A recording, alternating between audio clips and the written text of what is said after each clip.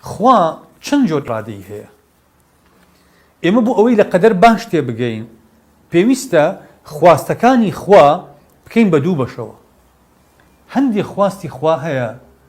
هەندێک ئیرادە و مەشیئەی هەیە پێی ئەوتێ کەونی، کەونی قەدەری. ئەم کەونیانە ئەوانن کە خوای پەروەردگار مرۆڤەکان ئیجبارەکە لەسەری، ئەمە پێوتێ ئیرادەی کەونی. واتە مرۆڤەکان مافی بڕیاردان یا مافی ڕەتکردنەوە یا بەرپرسیارەتیان نییە بەرامبەر بەم ئیرادەی خوای پەروەردگار. وەکو دیاریکردنی تەمەنی مرۆڤ، هیچ مرۆڤێک لە کورتی تەمەنی لای خوا بەرپرسیار نییە،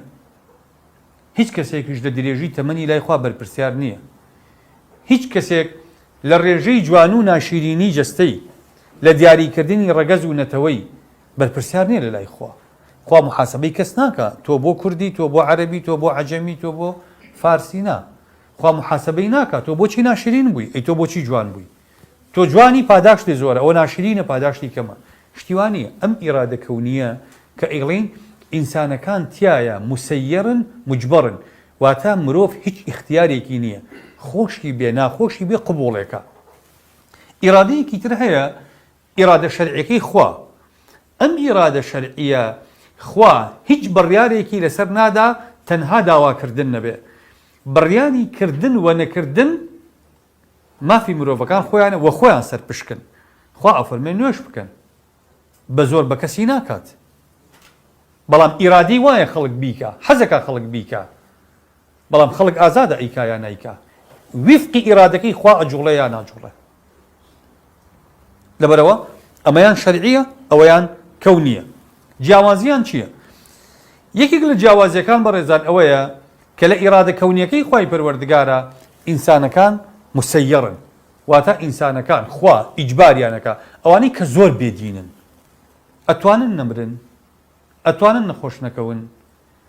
ئەتوانن تەحەکوم بە تەمەنی خۆیان بکەن، تەحەکوم بە ڕزقی خۆیان ناتوانن. بۆ ئەوان ئەتوانن لە ئیرادە شەرعیەکەی خوا دەرچن، بەس لە ئیرادە کەونیەکەی خوایە مسەخەر و مسەیرن، کەس ناتوانێت لێی دەرچێت. فیرعون کە خوای پەروەردگار ئەجەلی هێنا، باشە لە ئاخیریە خاضع بوو بۆ ئیرادە شەرعیەکەی خوا، بەڵام بە هەموو تەمەنی خاضع بوو بۆ ئیرادە کەونیەکەی خوا. خوای پەروەردگاریش لەو حاڵەتی سەکەراتەیە ئیرادە شەرعیەکەی قبوڵ نەکرد. الآن وقد عصيت قبل وكنت من المفسدين. خوای پەروەردگار لەو کاتەیە قبوڵی نییە. جیاوازی دووەمیان ئیرادە کەونیەکەی خوا پەیوەستە بە ڕبوبیەتەوە کە ڕەبی عالەمینە. ئیرادە شەرعیەکەی پەیوەستە بە ئولوهیەتەوە، کێ بە شایستەی پەرستنی ئەزانێ، داوای کردووە. باشە خەڵکێک هەر خوایەک بۆ خۆی بڕیارەدا ئەیپەرستێ، ئەمە پەیوەستە بە تەوحیدی ئولوهیەتەوە، یعنی خوا بە حەق ئەناسێ، ئەمە ئولوهیەتە نایناسێ. بەس ڕبوبیەتەکەی ئەوەیە کە خوا ئەبێ بەبێ جیاوازی ڕەبی هەموو خەڵق بێ. ئەبینی خوا زوڵم لە کافر ناکات لە دنیاە، بە عەدل مامەڵی لەگەڵەکە، بە عەدلی مطلق. خوای پەروەردگار ئەفەرمێ من كان يريد الحياة الدنيا وزينتها نوفى إليهم أعمالهم فيها وهم فيها لا يبخسون، يعني لا يظلمون. خواستم لە کەس ناکە با کافر بێ، خوا ڕەبی کافرەکانیشە، ئەو خەڵقی کردووە کە ئەو خەڵقی کردووە لەم دنیاە بە عەدلی تەواو. کێ ماندوو بێ؟ ئێستا ئێماڵی باشە خۆ ئەوروپیەکان بێدینن، ئەی بۆ هەموو ئەو بەختەوەری و سەعادەت و ئەو هەموو خۆشەی دنیا و ئەو هەموو تەکنۆلۆجیایان هەیە، ئەمە عەدلی خوایە. خوا لە قەدەر هەوڵ و ماندووبوون و لێبڕانی خۆیان پێداون، بەس ئەمە عەلاقی بە قیامەتەوە نییە. ئێمەش بە قەدەر ئەوان ماندووبین خوا ئەمانداتێ. ئیمان معنای ئەوە نییە ئیتر ئینسان کە بڵێ من ئیمانم هەیە خوا هەموو شتەکانی بۆ تەوفیرکا بۆ تەیسیرکە، شتیوانیە لە مەفهومی دینە. لەبەرەوە ئیرادە کەونیەکەی خوا پەیوەندی بە ڕبوبیەتەوە هەیە، ڕبوبیەتی شوایە کە خوا خاڵقی هەموو خەڵقە بە یەک چاو سەیریانەکە بۆ ئەحکامی دنیا. بەڵام ئیرادە شەرعیەکەی پەیوەستە بە ئولوهیەتی خوای پەروەردگارەوە. خاڵێکی تر وەکو عەرزم کردن، ئیرادە کەونیەکان ئینسان تایە بەرپرسیار نییە،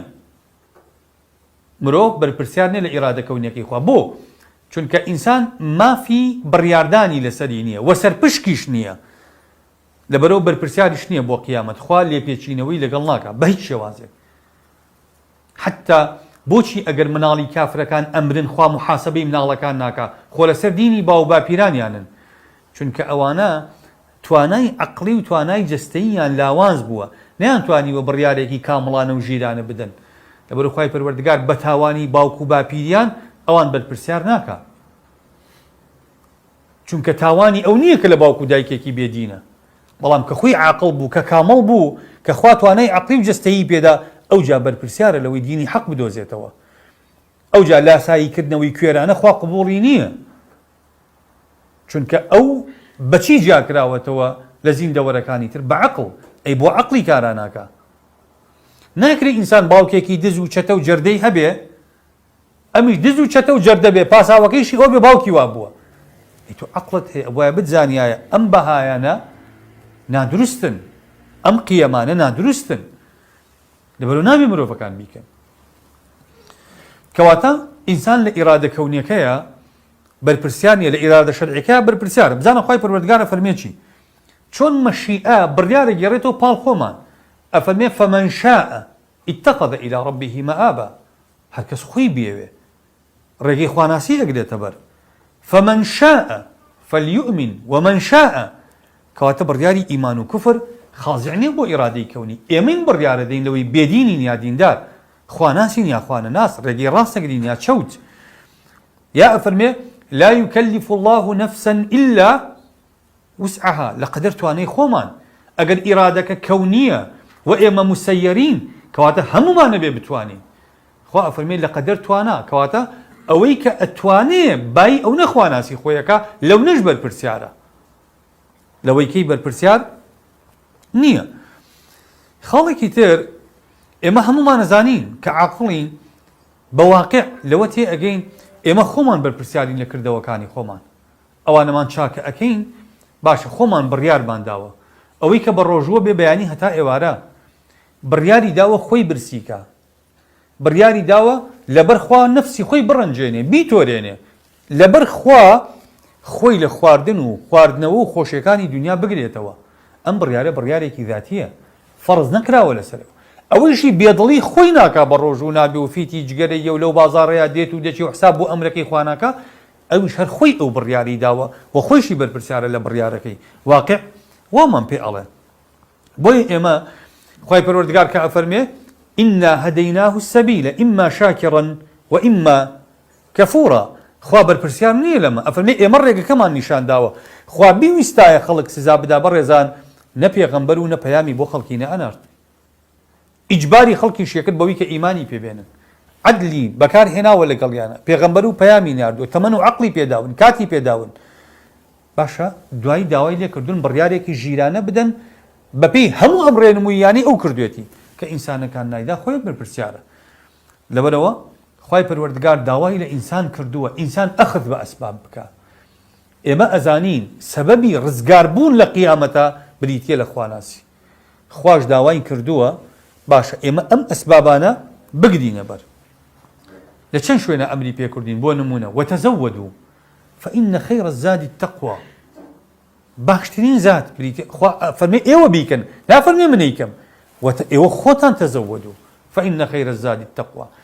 لباسي ململانيو لباسي صراع لبين حق وباطلة بأيما الله أفرمي وأعدوا لهم ما استطعتم من قوة نافرمي إيوة بشتي لبنو من ربريان بموا أفرمي إيوة كالبري حقا أعدوا لهم ما استطعتم من قوة إيوة أما دا كاريب كان بالربونا ويعني كواتا إيما داوا كاريكا إيما أبي بأركي خومان هلسين نكخوا بيكا بومان وقال ربكم ادعوني استجب لكم او تا اسباب كان ما نشانه دا افرمي لين ببارينه ورون تيبكن خاضع بن بومن بخوان بزانن استجب لكم دين بدمتانوا نافرمي يعني امانه اسباب كان كنشان ما ندا بو اوي ايما خومان لا اراده شرعيه كيا بقينا الريقي راس اسباب كان ما نشانه دا افرمي واستعينوا بالصبر والصلاه امانه اسباب نجاه لا اراده شرعيه كيا بيمان الله بلام كوال اراده كونيه كان باسي امشتانه من بو اكا باسیمان بۆ ناکە خاڵێکی تر بەڕێزان لە ئیرادە کەونیەکەی خوای پەروەردگارە ئەو ئیرادە کەونیی کە هەیەی جاری وا هەیە بڕیارە لە شتەیەک کە خوا خۆی خۆشی ئەوێ جاری وا هەیە بڕیارە لە شتەیە کە خوا حەزی لێی نییە بەڵام ئیرادە شەرعیەکەی هەموو ئەو شتانن کە خوا خۆشی ئەوێن حەزی لێیەتی باش چۆن خوا ئەم قسەیە تا چەند منطقیە خوا حەزی لە شتەیەک نییە نایشێوێ بەڵام فەرزیشی ئەکا منطق ئەمە ئەسەلمێنی ئەڵێن بەڵێ بۆ چونکە ویستەکانی خوا هەروەک چۆن ویستەکانی ئێمە ئەبن بە دوو بەشەوە هەندێک ویستی خوا هەیە پێی ئەوتێ مراد لذاته خوا شتەکە خۆی پێخۆشە هەندێک ویستی خوا هەیە شتەکەی پێخۆش نییە بەڵام شتەکە نەتیجەیەکی تری ئەداتێ بۆیە پێخۆشە وەکو ئێمە کە نەخۆش ئەکەوین طبعا ئەمە قیاس مع الفارق ولله المثل الأعلى ئێمە کاتێک دەرمان بەکاردێنین عەمەلیات دەکەین ئەمە تاڵە ناخۆشە بەڵام دەرمانەکە خۆی مەقسوود نییە نەتیجەی دەرمانەکە مەقسوودە کە عیلاجە خوای گەورە کە بڕیار لە هەندێک شت ئەدا لە ئیرادە کەونیەکەیە خوای پەروەردگار خودی شتەکەی مەطلوب نییە نەتیجەی شتەکەی مەطلوبە لەبەرەوە بەڵێ ئەکرێ خوا بڕیار لە شتەیەک بدا بۆچی بۆ ئەوەی خوای پەروەردگار نەتیجەی ئەو ئیشە لای ئینسانەکان لای خوا ڕوونە بەس نەتیجەکەی لای ئێمە ڕوون بێتەوە بۆیە ئەڵێن بەڵێ بۆ نمونە ئەگەر بڵین خوا بۆچی ئەو شتانە ئەکا کە خۆشی ناوێن یەکەم ئەڵێن بۆ ئەوەی پێمان بڵێ ئەو مقتەدیری مطلقە توانای بەسەر هەموو شتێکا هەیە ئەتوانێت بڕیار لە هەموو ئەوانە بە ئێستا ئێمەی مرۆڤ تەنها بڕیار لەوانە ئەدین کە خۆمان پێمان خۆشە مەگەر زۆر ناچار بین بۆ چکە ئەگەر بڕیارێکماندا لەسەر ئەوەی کە خۆمان پێمان خۆش نییە دواتر بۆمان معالەجە نابێ ئەو لە کەمالی قودرەتی وایە باکی بە هیچ نییە هەموو ئەوەی کە بڕیاری لێ ئەدا نەتیجەکەی لای خۆیەتی کەس ناتوانێت سەرکێشی بکە ئەگەر بڕیاری بدا کافرەکان سەرپشک بکا لەوەی کوفری پێ بکەن خۆ کافرەکان دواتر ناتوانن لە دەسەڵات لە بازنەی توانستی خوا دەرچن لەبەرەوە ئەو پێمان بسەلمێنێ کە ڕێگە ئەدا بەشتە دژەکان بە یەکتر بەڵام هەر هەمووی لە سنووری دەسەڵات و لە بازنەی توانستی خۆیان کۆنتڕۆڵی خۆیەتی خوای پەروەردگار